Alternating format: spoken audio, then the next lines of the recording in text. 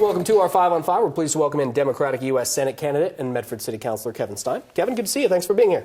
Thanks for inviting me. All right, so from Medford City Councilor to U.S. Senator, it's a pretty big jump. What kind of experiences on the council have prepared you for something like this? Well, I mean, a lot of it's about life experience. You know, I was born here in Medford, and then when I was 10, I lived in Oklahoma in a very small town.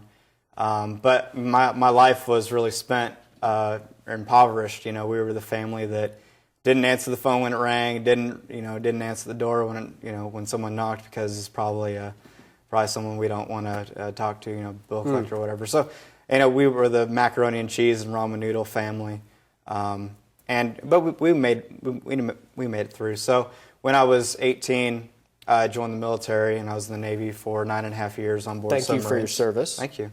And I did 3 deployments. During my time in the military, I met my wife and had a daughter. She's now 2.5, so we've been married for nine years now. Wow, congrats. But I decided to, I got honorably discharged, moved back to Oregon, and joined the council. One of the big things that I really care about are things like the family wage jobs, things that, the majority of the people, what we see is kind of a denigration on the people in the lower class in America.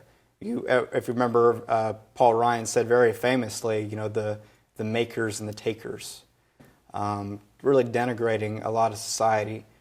I want to actually bring them up. There's plenty of people in the lower class that are working 40, 50, 60 hours a week just to get by.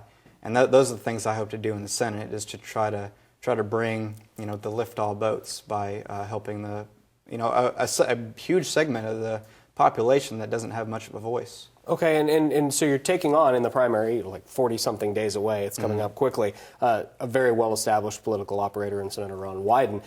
He's been in office for 20 years or something like that right now. Forgive me for not looking, but tell me, how do you begin to accomplish that task of getting the name recognition out there, and especially statewide? Well, it's obviously no easy task. So he's actually been in Congress 35 years. He's been in there more than half of his life. And with some of the policies that he's been supporting, you see that. And stuff like trade, things like the minimum wage, he's out of touch with the majority of Oregonians, especially trade.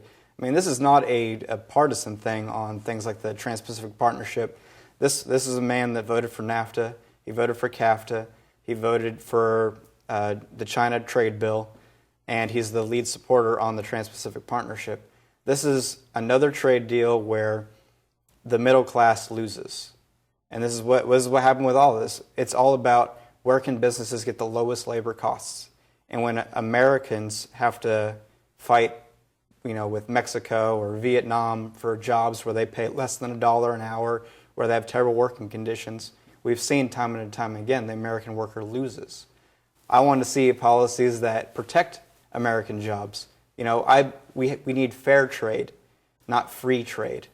And how do you go about? I imagine you're doing a lot of traveling. I mean, you've got to stump quite a bit. Yeah. So I actually just came back from Portland yesterday. I had an interview with Willamette Week, and Ron Wyden was there, so it was an endorsement interview.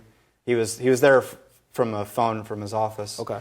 But it was really striking because one of the things that I did back in January is I saw him at a town hall, and I said we should have debates. We should allow Democrats to see the two of us together and talk about the issues. He refused. He refused to do that, and he made up the same tired excuses that other politicians do. He says, well, people can ask me questions at town halls. He says, well, he's really busy. He says, he has a tagline, a slogan that says different like Oregon, but on this issue, he's just like all the other politicians. And the reporters there really questioned him. Instead of just giving an answer, instead of just saying, no, I'm not going to have debates, he just kept, fumbling around on the question, and really he looked terrible on this. Okay, and so obviously that's your opinion, and I assume has Willamette Week endorsed a candidate yet? That's something. No, this is the interview, so it'll come later on. Okay, all right. Well, it was great to meet you. Thank you for coming in, and appreciate it. Good luck to you, and I know it'll be interesting. 40-something days until. Yep. Thank you. Thanks for being here. Stay with us. We'll be right back.